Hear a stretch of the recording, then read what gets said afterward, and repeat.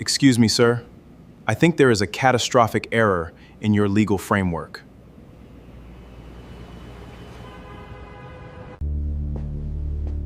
A filthy black janitor correcting my legal strategy? I did not mean to offend, sir. He stood up, towering over the room. You people can barely comprehend a basic rental agreement, let alone international tax law. I dare you. Pick up that marker and prove it.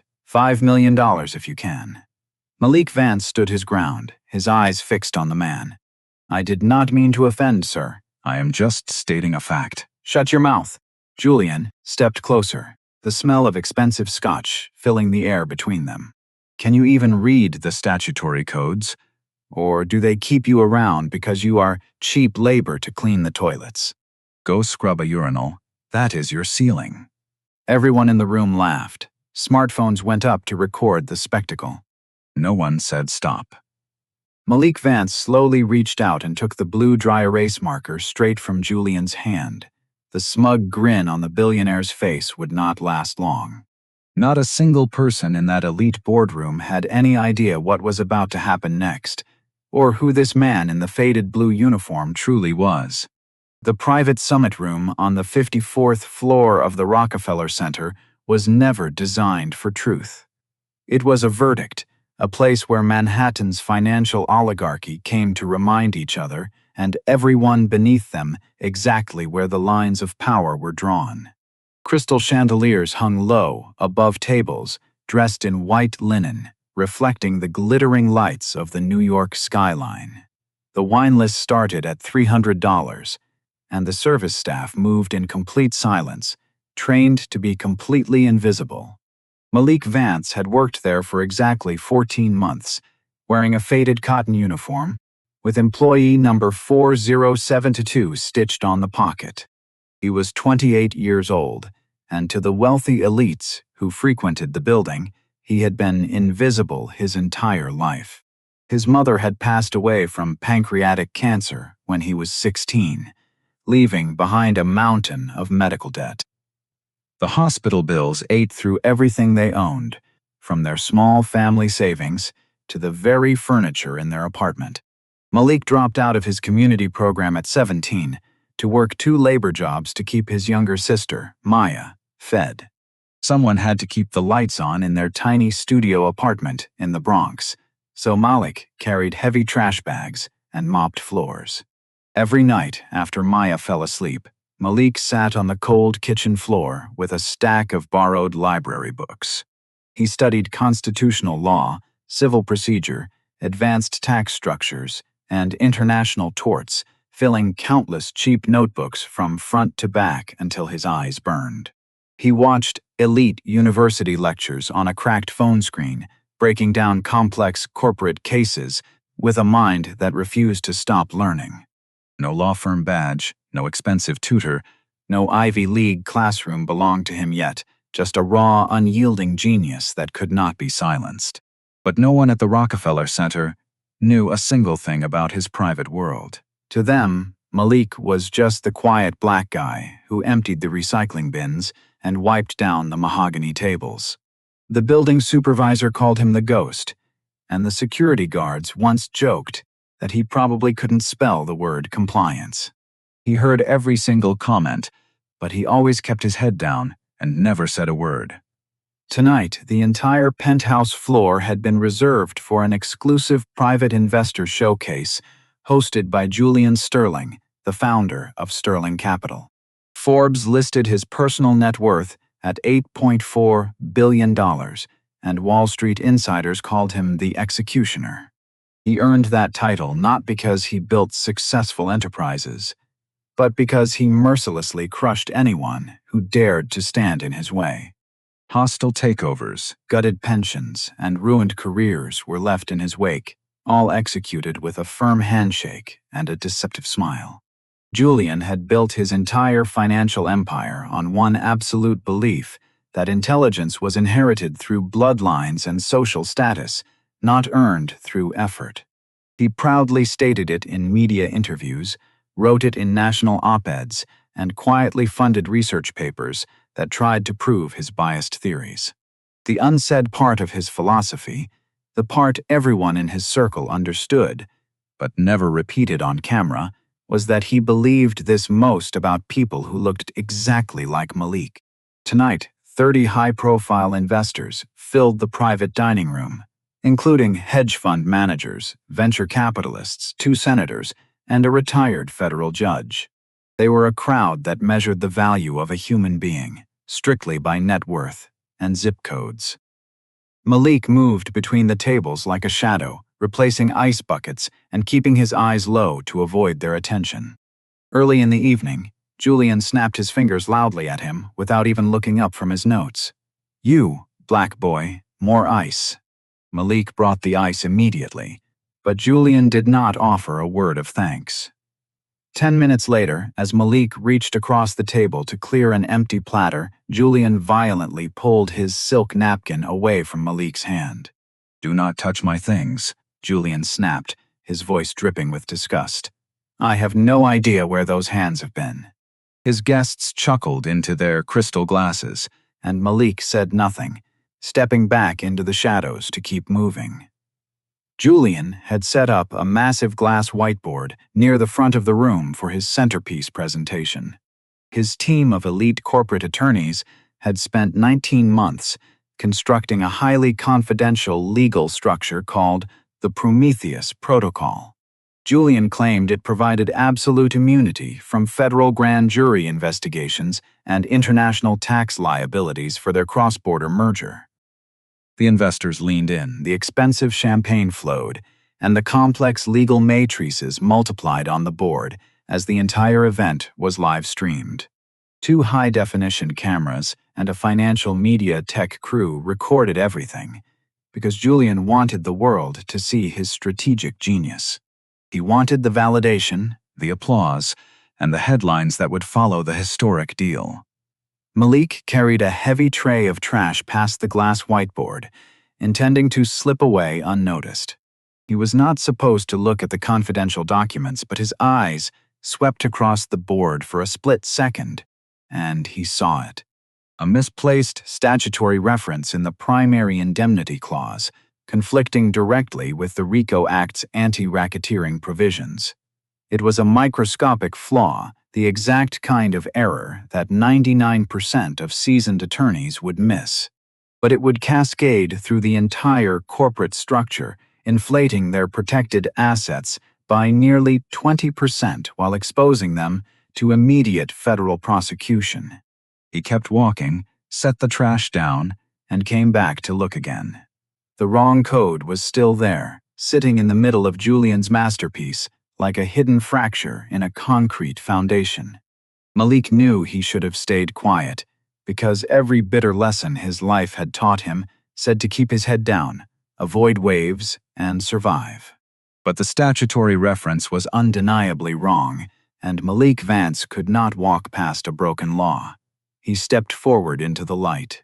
"Excuse me, sir." That was when the room went completely still, and the trajectory of the night changed forever. Malik stood 3 feet from the glass whiteboard, his voice low but completely steady as he addressed the crowded room.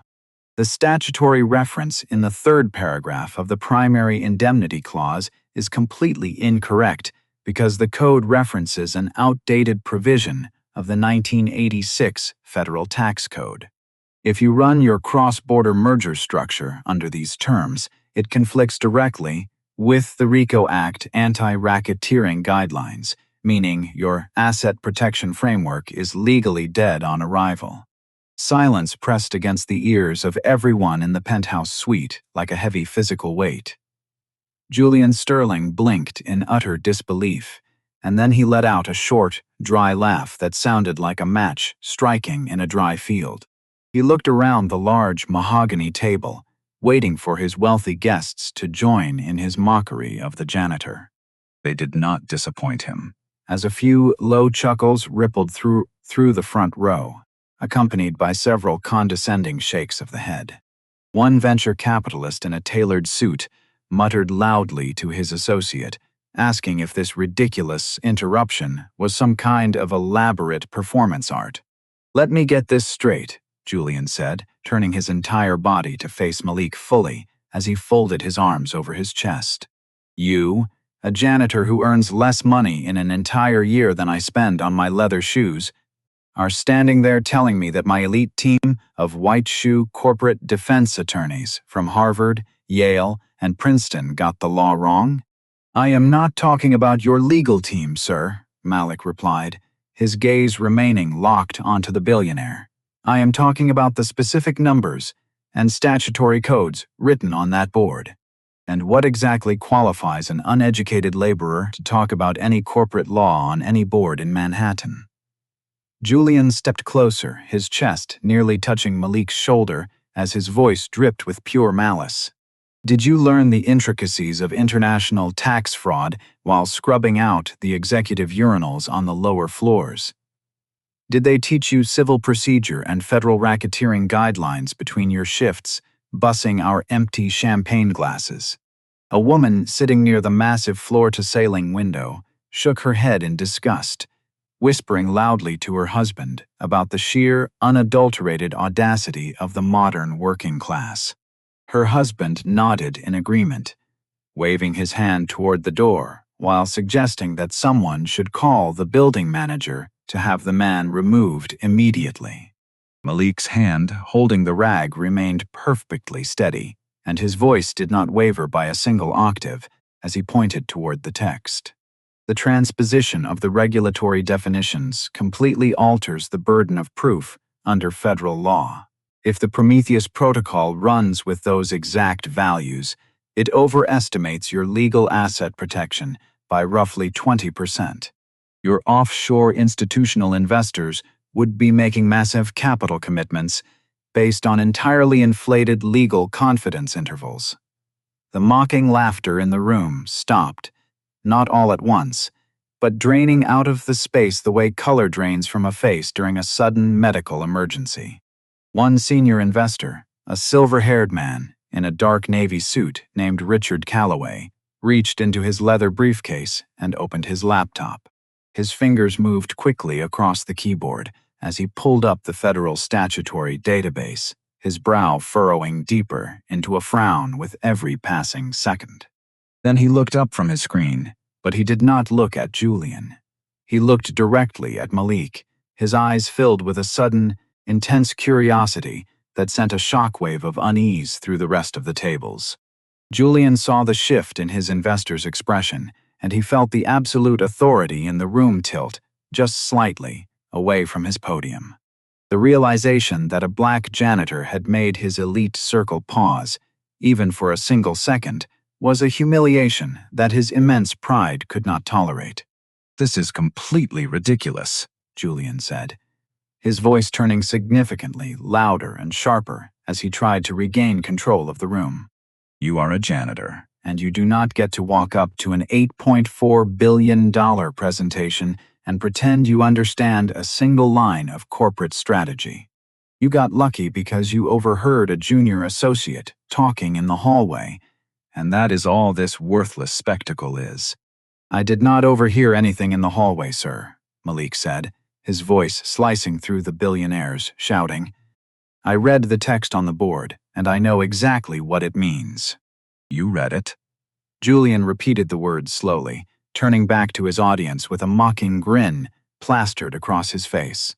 "Sheer brilliance, ladies and gentlemen. The dishwasher reads quantitative finance and federal jurisprudence."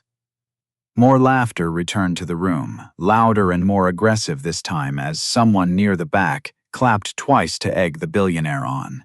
Julian grabbed a black dry erase marker from the metal tray beneath the glass whiteboard, uncapping it violently before slapping it against the glass to write a brand new problem. It was a completely different beast, a monstrously dense corporate tax matrix, layered with nested corporate shells, conditional liabilities, and cross-border transfer pricing formulas. It was the exact kind of high-level legal puzzle that his top compliance team took several days to model and verify. He thrust the marker directly toward Malik's face, his eyes burning with anger. "Solve this right now in front of everyone in this room." The entire boardroom went completely still as 34 pairs of eyes locked onto the black janitor in the stained blue uniform standing before a whiteboard. Most of the wealthy individuals in that room could not even read the complex legal notation Julian had just scribbled onto the glass surface. And if you cannot solve it, Julian's voice dropped to a low, menacing whisper that carried across the quiet room. You walk out of that door this very second with no job, no reference, and absolutely nothing to your name. You will disappear from this building permanently, and we will never have to look at your pathetic face again. Malik looked at the massive legal matrix on the board, and then he looked at the black marker held tightly in Julian's trembling hand. He looked at the phone still recording him, the high-definition cameras, and the red light of the live stream blinking steadily on the wall. Then he slowly reached out his hand and took the marker. "Okay," Malik said. Julian smiled, the kind of smile that assumed the ending before the story was told. He turned to his guests, hands spread wide as if to say, "Watch this." He had no idea what he had just started.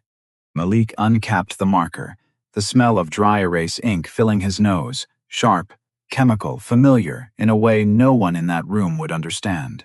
He had used markers like this 1,000 times, standing in front of bathroom mirrors, in public libraries, working through statutory structures on paper towels taped to the glass. He looked at the legal matrix Julian had written, layered with nested corporate shells and conditional liabilities wrapped around transfer pricing functions, feeding into an offshore indemnity output matrix designed to intimidate, designed to make a person freeze. Malik did not freeze. He started at the top. His handwriting was small, precise, nothing like the bold strokes Julian had used. He did not explain what he was doing. He did not narrate. He just wrote. The room watched. Julian leaned against the edge of a mahogany table, arms crossed, the smirk still carved into his face. He whispered to his CFO, a thin man named Philip Slade, loud enough for the front row to hear, $5 says he does not make it past the second line.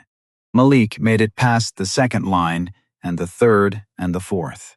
He isolated the statutory variable first, pulling it out of the nested liabilities and rewriting the boundary conditions under federal maritime trade law. It was the kind of move that told you immediately whether someone understood the architecture of corporate law or was just guessing. Malik was not guessing. He saw the structure the way a seasoned pilot sees a storm map, not the noise, but the rhythm underneath. A young legal analyst at the second table leaned forward in his seat, watching Malik's hand move across the board, his mouth slightly open. He recognized what Malik was doing, a dimensional statutory reduction technique he had only ever seen in graduate-level Supreme Court papers. He turned to the woman next to him. "That is not standard," he whispered. "That is elegant." The woman shushed him quickly. Then Malik stopped. His marker hovered over the fifth line. He tilted his head, read it again, then he circled a small cluster of numbers near the bottom of Julian's original legal matrix. A decay constant buried inside a liability summation. "This is wrong," Malik said quietly. Julian uncrossed his arms, stepping forward. "Excuse me." The liability decay constant. Malik tapped the board. "It is set at 0.07, but the underlying asset class you are modeling, high-yield corporate bonds, has a historical default decay closer to 0.043. You have inflated the legal decay rate, which compresses the risk distribution and makes your model appear more stable than it actually is." Nobody in the room breathed. "In plain terms," Malik continued, still facing the board, "your legal protocol tells investors the risk of a federal audit is low, but it is not. It is hidden, and when the Internal Revenue Service corrects the filing, and they will, the penalties won't be 15%, they will be closer to 38%. He wrote the corrected corporate tax code on the board, drew a clean line through Julian's. Then he kept solving. Julian pushed off the table, his knuckles turning white against the mahogany wood. That specific code was verified by my entire compliance division, 12 senior partners from top-tier firms. You are telling me you know better than 12 senior partners? Malik did not turn around. I am telling you the law is wrong, sir. Based on what? Julian sneered. Your waitressing or cleaning degree? He looked at his wealthy guests for support. A few smiled, but far fewer than before. The room was shifting, and Julian could feel it, like wet sand moving under his feet. The silver-haired investor, Richard Calloway, the one who had checked his laptop earlier, stood up. He managed $11 billion in pension funds. He walked directly to the glass whiteboard, adjusted his glasses, and followed Malik's legal path line by line.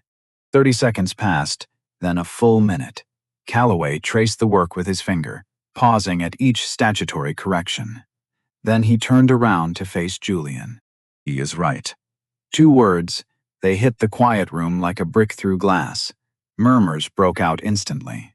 A woman in expensive pearls set down her champagne and picked up her phone.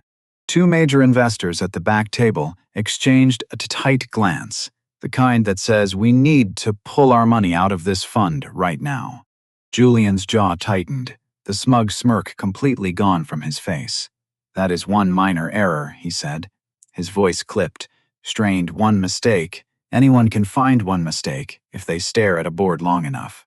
It is not one error, sir. Malik was still writing. He had not turned around. The inflated decay constant feeds directly into your correlation matrix on the second panel. That skews the liability copula function, which means your joint default probabilities are off by a factor of 2.3. Every downstream asset projection in your model inherits that exact bias. He drew 3 sharp arrows, connecting the cascade from the decay constant to the correlation matrix to the final output. Each arrow pointed to a different wrong code. Each wrong code had a neat circle around it. The glass board looked like a financial crime scene. He finished the last line of the section, capped the blue marker, and turned around. The whiteboard behind him was covered in his clean, methodical, devastating handwriting. Every correction was circled. Every flawed assumption was annotated. It looked like an autopsy-like report of an $8.4 billion reputation. Calloway sat back down, closing his laptop slowly. He did not need it anymore. A heavy murmur rippled through the crowd, not laughter this time, but the sound people make when they realize they have been insulting the wrong person. Julian stood very still, his face going from a violent red to a hollow pale. The live stream cameras were still rolling, and 200,000 viewers were now online, the number climbing rapidly since the confrontation began. Comments were flooding the stream, a new hashtag forming in the chat, Janitor versus Billionaire. Lucky guess, Julian said, but the words came out thin, hollow, like a wooden door slamming shut in an empty house. Malik set the marker down on the plastic tray. He did not argue, he did not gloat.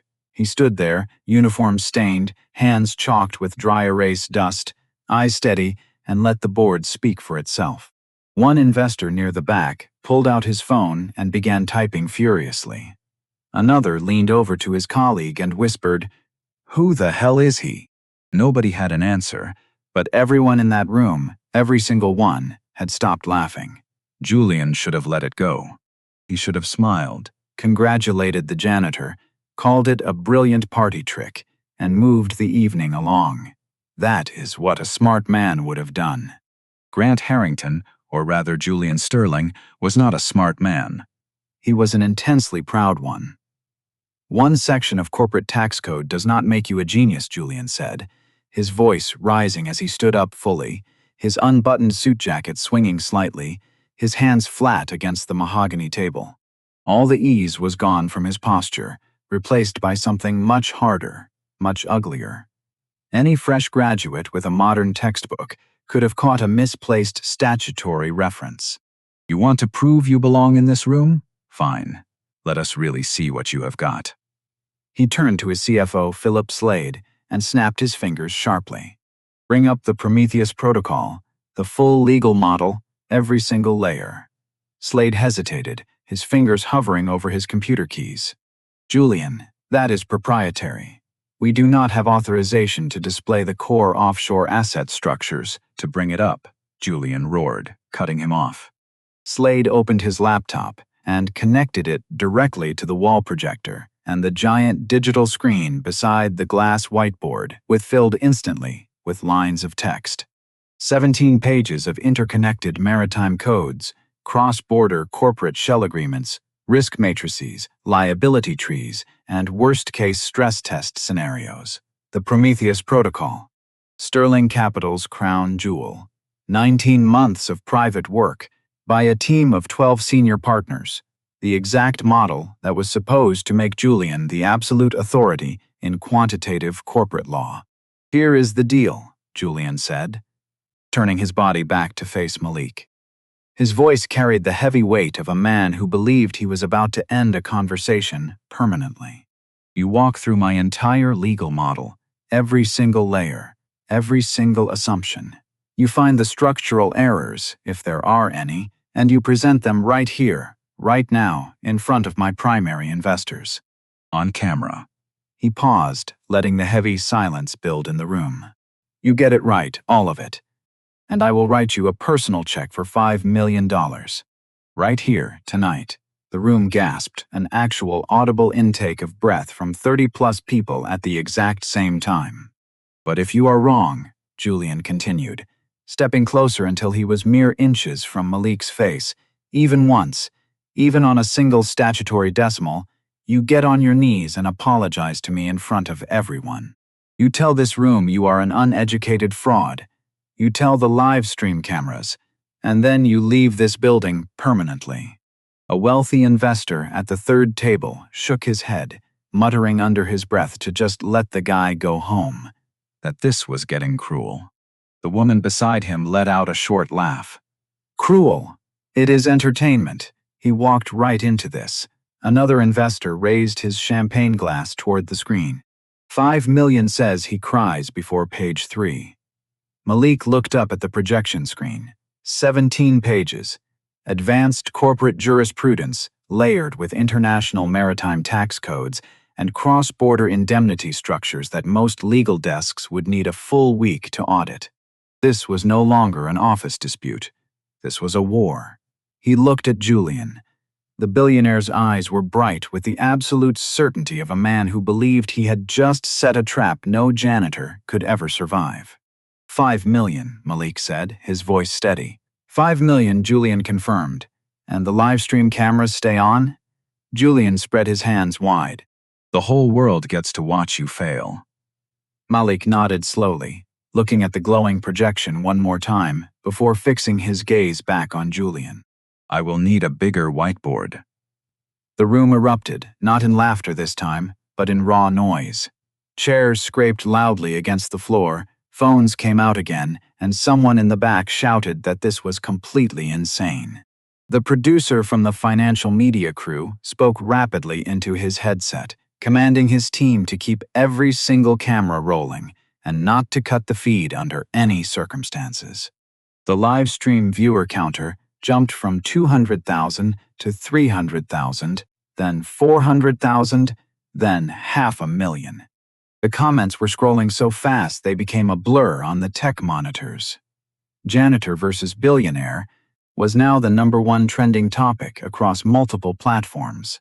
Julian's team wheeled in a second massive whiteboard, then a third, lining them up side by side to create 6 feet of blank white surface waiting for ink. Malik stood in front of them, blue marker in hand, the projected legal model glowing brightly beside him. He was a 28-year-old black janitor in a stained uniform standing in the most expensive private room in Manhattan, about to audit an $8.4 billion hedge fund risk model in front of 500,000 people online. And he was not shaking, not even a single millimeter. Julian leaned over to his CFO, whispering quietly, "This will be over in 10 minutes. She will choke. He will freeze." Slade did not answer his boss. He was watching Malik's eyes. They were moving across the projection screen, fast, systematic, absorbing the text. Slade had seen that exact look before on the senior compliance partners in Washington, the ones who could read a dense data set the way a master conductor reads a musical score. He had never seen it on someone who wore a maintenance uniform. "Julian," Slade said quietly, his voice trembling slightly, "I think we might have a serious problem." Julian ignored him entirely. Malik started with page 1. He read the legal projection line by line, his eyes scanning left to right, top to bottom, the way most people read a simple novel. But Malik was not just reading, he was completely deconstructing. Each clause was a wall, and he was looking for the specific bricks that did not fit. The room was deathly quiet, not the polite quiet of a wealthy dinner party, but the tense, heavy quiet of a federal courtroom waiting for a jury verdict. He picked up the marker and began to write on the first clean whiteboard, executing a flawless re-derivation of the model's base legal assumptions. The interest rate inputs, the volatility surface, the offshore correlation structure. He worked fast, but he never rushed. Every single line followed the last like perfect links in a steel chain. No gaps, no hesitations. Page 1 was completely clean, no errors. He moved immediately to page 2. Julian watched from the head of the table, his arms crossed over his chest, his chin tilted up. He turned to a venture capitalist named Douglas Pratt and said, loud enough for the front row to hear, "He is stalling, buying time, watch, he will start making things up very soon." Pratt nodded, but his eyes stayed glued to the whiteboard. Page 2, Malik flagged a minor inconsistency in the liability smile calibration, correcting it in 3 clean lines of text.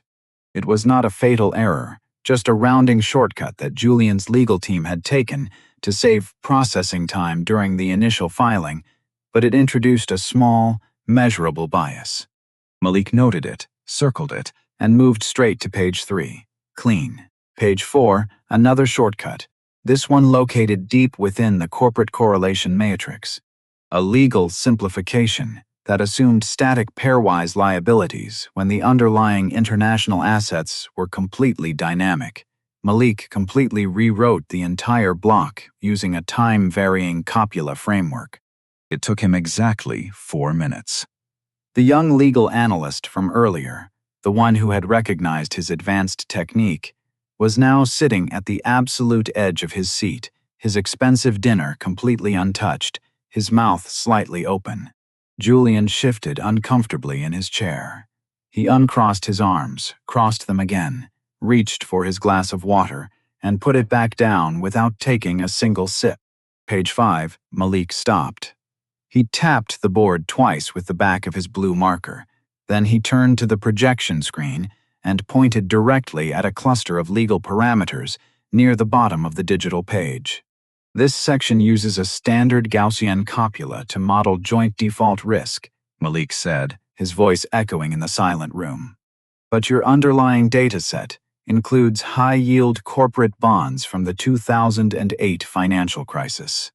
The Gaussian copula famously failed during that exact period because it severely underestimates tail dependence.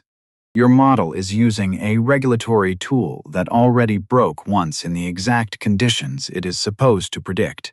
He did not wait for Julian to respond. He wrote the correction, a Clayton copula, with adjusted tail parameters, and showed exactly how the risk profile changed. The difference was massive. Under Julian's model, the probability of a simultaneous default event was listed as 0.3%. Under Malik's correction, it was 4.1%, 13 times higher than the Billionaire had promised. Richard Calloway stood up from his seat again. He did not walk to the board this time. He did not need to. He turned his back on Julian, facing the investor sitting next to him, and spoke clearly. "I am pulling my entire capital allocation from this fund first thing Monday morning." The words spread through the room like wildfire through dry paper. 2 more investors reached into their jackets for their phones, and one wealthy woman closed her portfolio binder, sliding it into her bag with a definitive click. Julian felt the room slipping away. His jaw tightened violently as he walked directly up to Malik. "You are cherry-picking," Julian snarled, his face inches from the janitor's. "You are finding minor, insignificant issues and blowing them up to look smart in front of the cameras. The core legal model is completely sound." Malik did not argue. He did not look at him. He turned back to the projection screen and moved straight to page 6. Then Julian played dirty. He walked over to Philip Slade and whispered something harsh into the CFO's ear. Slade hesitated, his hand shaking over his laptop keyboard, before typing a rapid series of commands. The digital projection flickered violently, the screen washing out for a split second. When it came back, the entire legal layout had changed. Pages had been deliberately reordered, and 2 major sections Malik had already reviewed were suddenly swapped with completely new clauses he had not seen. The statutory parameters looked entirely different, and the notation had shifted into an obsolete format. They were changing the core legal model while he was auditing it in real time. Malik stared at the screen, his blue marker hand pausing mid-air. For the very first time all evening, his flawless rhythm broke. He blinked twice, looked at the whiteboard where his previous corrections sat, and then looked back at the scrambled projection. The numbers and codes simply did not match anymore. A heavy murmur of confusion went through the crowd, and Julian smiled, a wide, predatory expression full of teeth. "Problem?" the billionaire said, his voice dripping with condescension. "I thought you were an absolute genius." Malik closed his eyes for exactly 3 seconds, then 4. When he opened them, he started straight from the top of the rearranged page. He did not complain, he did not call it unfair, and he did not ask for a recess. He completely rebuilt his frame of reference from scratch, tracing the new layout back to the original legal architecture he had already mapped perfectly in his head. It cost him 6 minutes of his time. 6 minutes he did not have under the strict limit. Pages 6 and 7 were completely restructured and clean. Malik noted them as structurally sound and moved forward without a single word of protest. He was not performing for the crowd, and he was not showboating for the live stream. He was auditing, methodically, relentlessly, and without a single shred of emotion. That made the situation infinitely worse for Julian. If the janitor had been arrogant, Julian could have easily attacked his character. If he had been wrong, Julian could have easily torn his math apart. But Malik was completely quiet, and Malik was undeniably right, and the billionaire had absolutely no weapon to fight against that level of competence. Page 8 arrived. Malik found the third significant structural error, a bootstrap resampling procedure that used overlapping windows, introducing severe autocorrelation into the legal confidence intervals. He corrected it in 4 quick strokes of his marker. The models claimed 94% accuracy, dropped instantly to 71%. Julian's face went completely white. Slade leaned over, his voice a frantic whisper.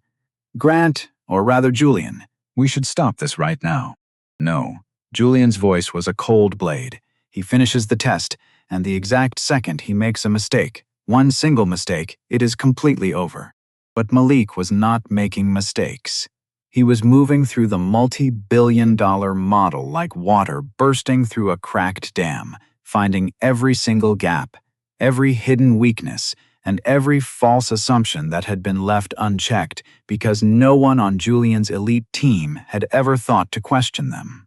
Or maybe they had, and they had just been too terrified of Julian's temper to speak up. Pages 9 through 12 went significantly faster as Malik's operational rhythm locked back in. Scan, identify, correct, and move. He filled the second massive whiteboard completely and started immediately on the third. His handwriting remained incredibly small and precise, and his breathing stayed perfectly even. The blue marker squeaked against the slick glass surface in a steady, hypnotic rhythm that had become the absolute only sound left in the boardroom. The livestream counter had now officially crossed 1 million concurrent viewers. The primary hashtag had spawned 3 others across social media: Math Genius, the Janitor hook new, and Sterling capitalics posed.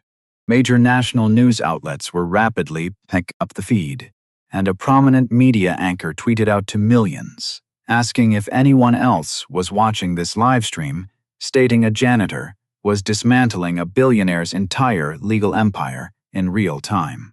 Julian sat down slowly in his leather chair. He did not announce it, and he did not make a statement to his investors. He just sat there. The fight was visibly draining out of his body, and everyone in the room could see it clearly, the way you can see a massive balloon losing its air, slowly, silently, until there is absolutely nothing left but wrinkled skin. Malik reached page 13, then 14, then 15. He was now more than halfway through the massive protocol, and he had not been wrong a single time. The round silver clock on the mahogany wall read 42 minutes. Julian had given him exactly 45. He had 3 minutes left and 4 complex pages left to go. Malik looked at the clock, looked back at the board, and kept writing. Page 16 appeared on the projector. 2 minutes left on the countdown. Malik's marker moved rapidly across the third whiteboard, filling the very last empty space in the upper left corner. He was almost through the entire structure, almost done with the impossible task. And then he stopped completely. It was not a standard pause, it was a full, rigid stop. The kind of moment where your hand freezes instantly, your eyes narrow to slits, and something incredibly cold slides straight down your spine.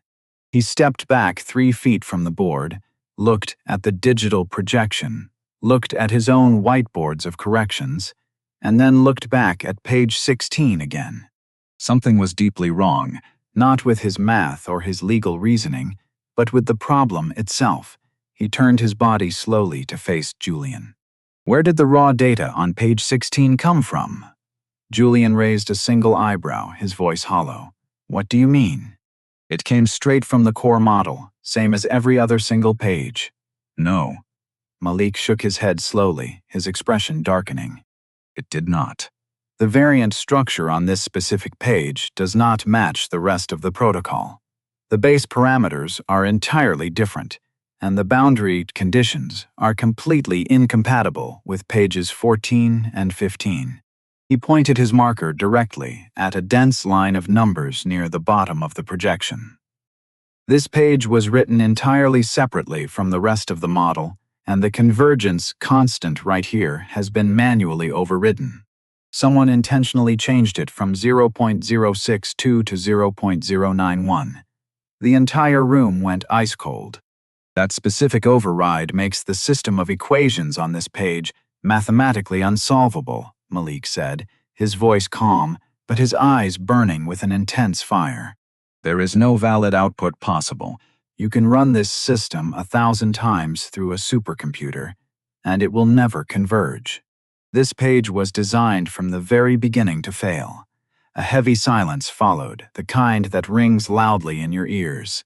Malik turned to face the billionaire directly, his voice echoing off the glass walls.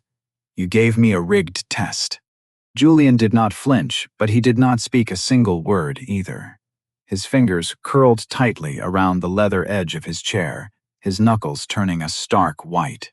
Slade, sitting right beside him, closed his eyes tightly and exhaled slowly through his nose, the long, broken breath of a man watching a massive building collapse from the inside. The live stream comments section exploded instantly, the word rigged appearing 10,000 times in a matter of seconds. The hashtag RigTest began trending globally before Malik had even finished his sentence. Viewers were rapidly taking screenshots of the manual override, tagging federal regulatory agencies and investigative journalists, but Malik was not done with the board.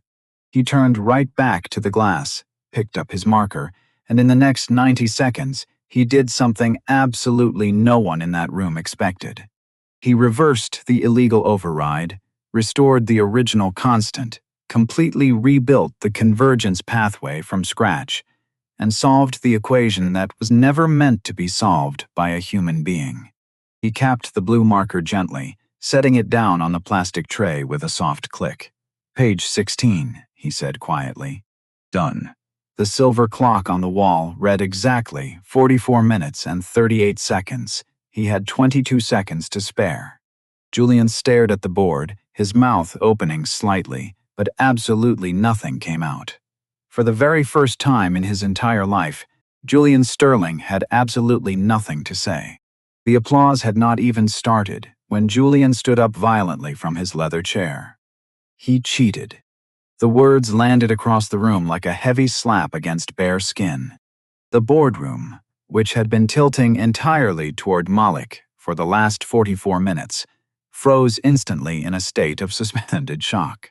He cheated, Julian repeated, his voice cracking as he raised it louder, pointing a trembling finger directly at Malik's face. There is no way, no possible way on this earth that a janitor with no degree, no formal training, and no legal credentials of any kind walks into this penthouse and successfully audits a proprietary framework built by 12 senior compliance partners. He had illegal access to our servers beforehand. Someone on my internal tech team leaked the Prometheus protocol to him. He turned his head sharply toward his CFO, his eyes wild with desperation. Philip, find out who leaked it right now. Slade opened his mouth to speak, but no sound came out, closing it slowly, as he looked like a man who had just been asked to locate an emergency fire exit on a burning, sinking ship. Julian turned his body back to face the entire room of investors, forcing a tight, defensive smile. Ladies and gentlemen, I apologize sincerely for this ridiculous circus. What you just witnessed on that board was not natural genius. It was corporate theft, industrial espionage, and I will be pressing immediate federal charges against this man. The low murmurs returned to the room, but this time they were completely different, filled with uncertainty and cautious suspicion. A few investors near the front nodded their heads slowly, and a few more looked at Malik with narrowed, untrustifying eyes. The grand narrative of the room was shifting, not because Julian's frantic accusation made any logical sense, but because the alternative reality was simply too uncomfortable for them to accept.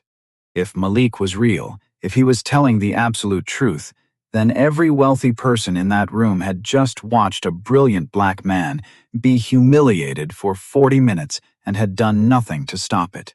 It was infinitely easier for their consciences to believe he was a common cheat. The high-end restaurant and building manager appeared at the double doors. His name was Victor Crane, a tall man with thin lips, a rigid posture, and a permanent expression of tightly controlled panic. He walked straight past the tables, ignoring the whiteboards, and stepped directly into Malik's personal space. Mr. Vance, I need you to step away from the presentation area immediately. I did not cheat, Malik said, his voice dropping to a low, cold register. That is not for me to decide, Crane replied, his voice professional, final, and empty of empathy. Mr. Sterling is our primary corporate guest, and this is his private event. I need you to collect your personal belongings from the locker room and leave the premises tonight. You are firing me? Malik asked. Crane did not answer, which in that room was the most definitive answer of all. Malik stood completely still in the exact center of the room. 3 massive whiteboards stood behind him, covered edge to edge in his clean, devastating blue handwriting, while the digital projection screen continued to glow with the remains of a multi-billion-dollar model he had just dismantled piece by piece. 1 million viewers were watching him on a stream he could not see, and now he was being told to get out. He was not being discarded because he was wrong, but because he was entirely right, and the richest man at the table could not live with that truth. He looked at the faces surrounding him, scanning the perimeter of the room.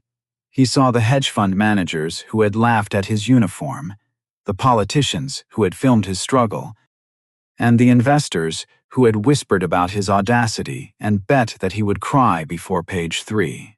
Not a single one of them spoke up to defend him. Not one person in that room stood up to say, "Wait, let him stay. He earned his place on that floor." The loneliest place in the entire world is a room full of highly educated people who know you are right, but choose to say nothing to save themselves. Malik's hand trembled slightly against his side, not from a single shred of fear, but from the immense, suffocating weight of the moment. The weight of being brilliant, black, and broke, standing in a room that would rather label him a federal criminal than admit he was the most intelligent mind at the table. He thought of his sister Maya, watching the live stream at home in their cramped Bronx apartment, sitting cross-legged on their old couch, seeing her older brother get thrown out of a building like garbage on a public feed. What would Maya learn from watching this? That talent does not matter? That the truth is worthless? That no matter how perfect you are, someone with enough money can make you disappear from the world? Malik picked up his stained janitor apron from the back of the chair where he had left it. He folded the heavy cotton fabric neatly, holding it in both of his hands for a quiet second, and then, with absolute deliberation, he put it right back on, tying the straps behind his waist. "I did not cheat," he said again, his voice quieter this time, directed not to Julian and not to Crane. He spoke directly into the lenses of the live stream cameras, to the millions of people watching on the other side of the glass, to Maya. "And I can prove it right now." He turned his body back toward the third whiteboard, picking up the blue marker. "Give me a new problem. Any legal or financial matrix in existence. One I have never seen before. Let someone else in this room choose it, and I will solve it right here, right now, with nothing but this marker and my own head." The entire room held its breath, the silence stretching out until the hum of the air conditioning became deafening. For 3 long seconds, no one moved a muscle. Then, a voice came from the absolute back of the room, calm, clear, and carrying the kind of natural authority that did not need volume to command immediate attention. "I will give him one." Every single head in the room turned toward the last table near the corner. A woman stood up slowly from her seat. Her silver hair was pulled back into a tight, professional bun. She wore absolutely no jewelry, and she had a plain black blazer over a simple white shirt. She looked like she had wandered into the penthouse, straight from a university lecture hall, which in a way, she had. Her name was Dr. Eleanor Voss, professor of applied mathematics and economic jurisprudence at MIT, a Fields Medal nominee, and the author of 11 landmark papers that had completely reshaped how the modern world understood topological data analysis and sovereign risk. She had been invited tonight strictly as a professional courtesy because Julian liked to surround his brand with highly credentialed names to impress his clients. She had not uttered a single word all evening until this exact moment. Dr. Voss walked past the investors, moving slowly and deliberately toward the front of the room, handling herself like someone who knew the true value of what was at stake. She picked up a fresh red marker from the tray, turned to the blank section of the third whiteboard, and began to write. The equation she placed on the board was absolutely nothing, like the dense, bloated matrices Julian had used to intimidate the room. It was sparse, elegant, and deceptively short, consisting of just 3 clean lines of mathematical notation that looked almost simple until you understood exactly what the variables were asking. It was a legendary unsolved problem in persistent homology, a complex branch of topology that studied the true shape of data across multiple dimensions, specifically asking for a closed-form stability bound on a filtration of simplicial complexes under heavy external perturbation. Dr. Voss's own elite research group at MIT had been working on this exact problem for 3 consecutive years, publishing only partial, incomplete results. No one in the world had solved it. Dr. Voss capped the red marker with a soft click and turned her body to face Malik fully. "Take as long as you need," she said, her voice completely free of condescension or theatrical spectacle. It was simply one master speaking directly to another. Malik looked at the board, his eyes scanning the red notation once, then twice.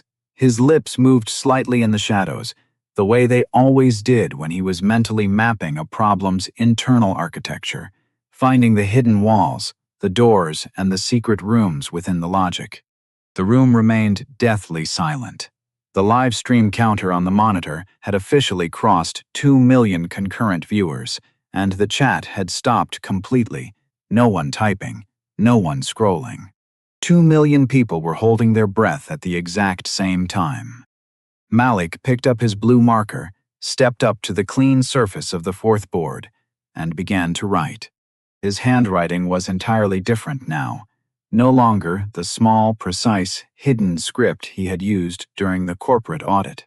This was larger, bolder, and striking, written as if he wanted the entire room to see it, as if he wanted them to follow his mind. He began with the filtration structure, clearly defining the nested sequence of simplicial complexes and establishing the formal inclusion maps between them. It was a standard setup, textbook execution.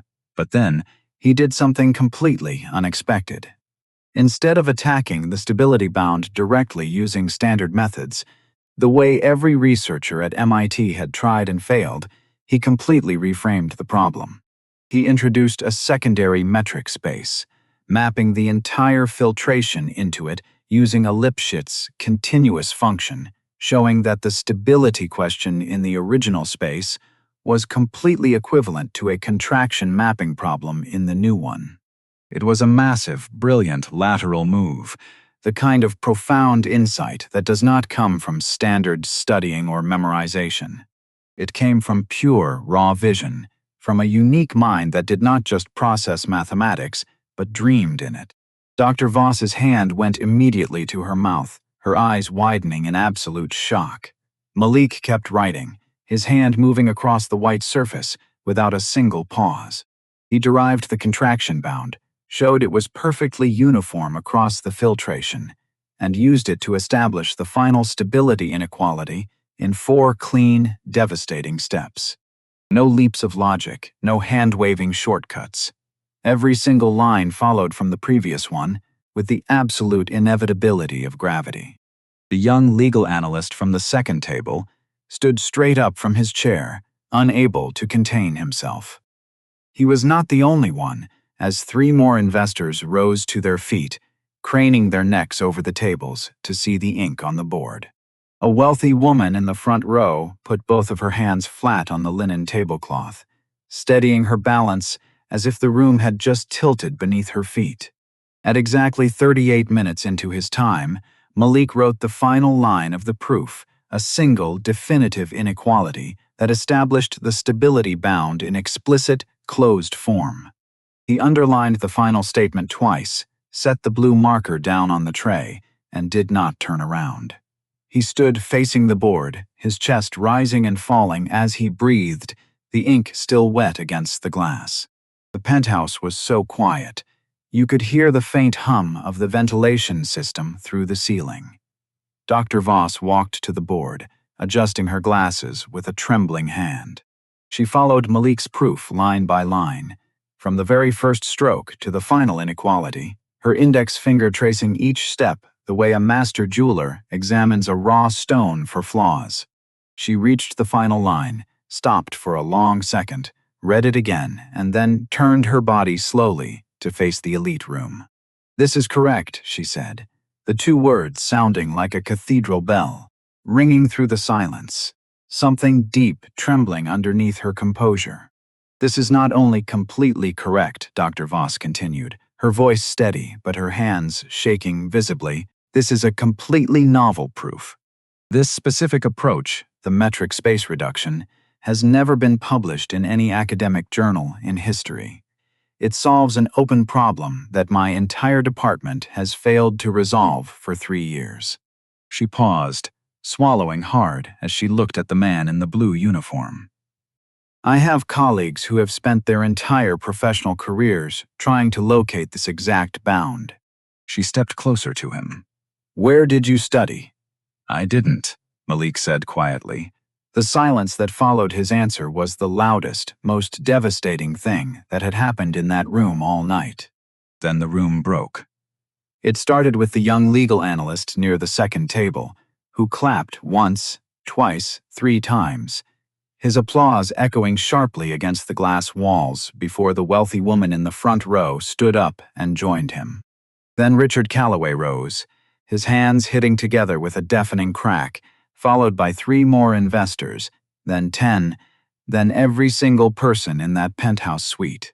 34 high-profile individuals, the absolute financial and political elite of Manhattan, were standing on their feet, applauding a man they had ordered to scrub the toilets less than an hour ago. Some pressed their hands together so hard, their knuckles turned a stark white. And the woman who had earlier complained about the audacity of the working class was now crying, letting the tears run freely down her cheeks without wiping them, her eyes locked onto the janitor in the stained blue uniform who had just executed the impossible. The live stream chat monitor on the wall was a literal wall of fire, 2 million messages flooding the interface in 60 seconds, a chaotic blur of heart emojis, crying faces, and the question, "Who is he?" repeated 1,000 times. The primary hashtag was now officially trending in 14 different countries, transforming a private boardroom humiliation into a global digital revolution.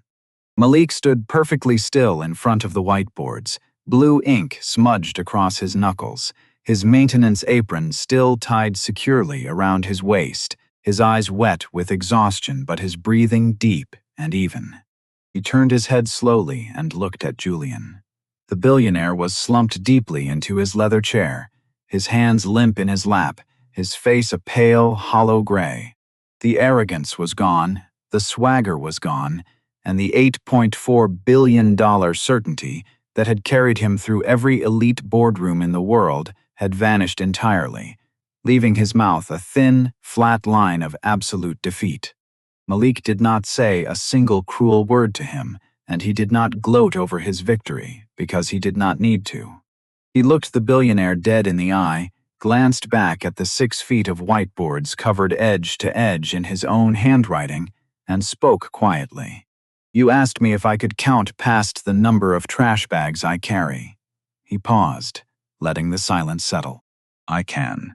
The roaring applause was still echoing through the penthouse when Dr. Voss raised her hand, silencing the room instantly, not because she shouted, but because when Eleanor Voss spoke, the world listened. "I want to make something absolutely clear to everyone present," she said, standing directly beside Malik, facing both the physical audience and the live stream lenses. What this young man just demonstrated on these boards is not a party trick, it is not a lucky guess, and it is not something a person learns by casually skimming a few textbooks in their spare time. She paused, letting her words sink into the consciences of the investors. He has just produced a completely flawless, novel proof to an open problem in algebraic topology and economic jurisprudence.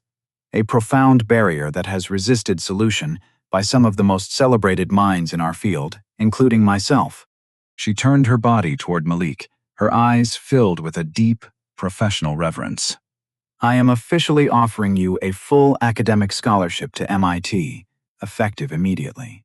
Full tuition, housing, a research stipend, and an immediate position as a graduate researcher in my private laboratory." Malik's hand went slowly to his mouth, his chest tightening as he tried to speak, but for the first time all night, no words came out. The room erupted again, louder, messier, and completely uncoordinated this time, as the artificial politeness of the elite dissolved into raw human emotion. The young analyst was on his feet, his fist pumping the air, while Calloway nodded firmly, his eyes red, and the woman who had been crying clapped even harder against the table. But the night was not quite finished with Julian Sterling.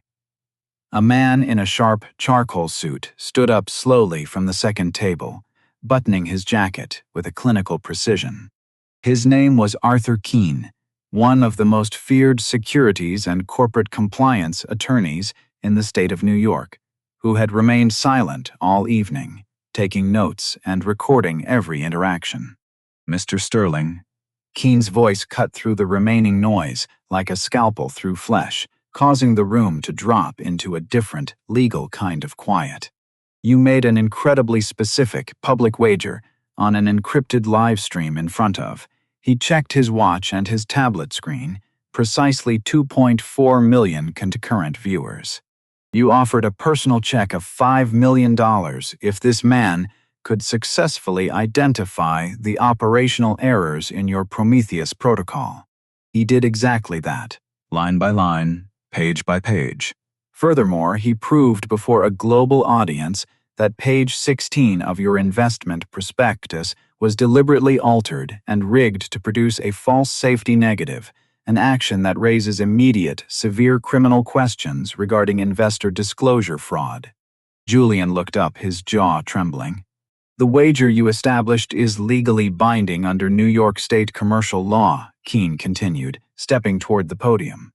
I strongly recommend you honor that financial commitment right here on camera before this situation becomes significantly more expensive than $5 million for your remaining funds. Julian looked at the attorney, then at the camera lenses, and finally at the millions of people watching him from the other side of the digital line. Slowly, with his fingers shaking visibly, he reached into his custom jacket, pulled out a black leather checkbook, and unscrewed his pen. He wrote the check in absolute, agonizing silence, filling out the figures for $5 million exactly. He tore the paper from the book with a sharp, ragged sound, holding it out toward Malik without looking him in the eye. Malik stepped forward, took the check from the billionaire's hand, folded it once lengthwise, and slipped it directly into his front uniform pocket, the exact same pocket where he kept his maintenance log and his cheap pen. I completely underestimated you, Julian muttered, his voice thin, broken, and hollow. It was not a real apology, and it was nowhere near enough to erase 40 minutes of racial and social degradation, but it was the first honest statement the billionaire had uttered all evening. Most people do, Malik said quietly. He reached behind his waist, untied the straps of his janitor apron, and laid the heavy cotton fabric flat across the mahogany table where he had served drinks 3 hours ago. He turned his back on the billionaire, picked up his small personal jacket, and walked firmly toward the exit doors. Richard Calloway intercepted him near the elevators, extending a heavy gold-embossed card. "Call me first thing Monday morning, young man," Calloway said, his voice low and serious. "I fund real scholarships and real corporate ventures, not desperate bets." Behind him, 2 more major institutional investors approached with their cards extended, their expressions completely transformed from the condescension of an hour ago into a frantic scramble to align themselves with his genius. In the background, Dr. Voss was already on her phone, speaking rapidly with the department chair at MIT to finalize the enrollment paperwork. The live stream ended abruptly at exactly 2.6 million viewers, but the digital footprint was already permanent. The specific clip of Malik stating "I didn't" when asked where he had studied Ivy League law was viewed 41 million times within the next 24 hours, shared across the globe by Supreme Court justices, international academics, civil rights leaders, and a 14-year-old girl in a cramped Bronx apartment who reposted the video with a single caption, "That is my brother." 6 months later, Malik Vance sat in the front row of an elite lecture hall at the Massachusetts Institute of Technology. The morning sun streamed through the large, clean windows, illuminating his dark skin and a crisp new suit. His very first co-authored paper on stability bounds and predictive economic modeling had just been formally accepted by the Annals of Mathematics, with the peer review board calling it a landmark contribution to the field of modern jurisprudence. He still carried a cheap notebook in his briefcase, but the cold kitchen floor in the Bronx was gone, the cracked smartphone screen was gone, and the janitor uniform was gone forever. Some people spend their entire lives waiting in the shadows for the world to finally look at them and see their true worth. Malik Vance did not wait for permission from the gatekeepers of wealth. He simply picked up a marker and made them look. I told you this story tonight because it is something that occupies my mind constantly during the quiet hours of the day. How many brilliant minds like Malik are out there right now in the world, carrying heavy plates, mopping dirty floors, and solving massive equations that nobody will ever see because of the color of their skin or the numbers in their bank account. True talent does not care about your social status, your zip code, or the prejudices of a billionaire. If Malik's journey moved you, drop a comment below and tell me about a time someone completely underestimated your worth. Share this video with someone who needs to hear this message today, and if you haven't already, subscribe to the channel. Stories like this deserve to be told.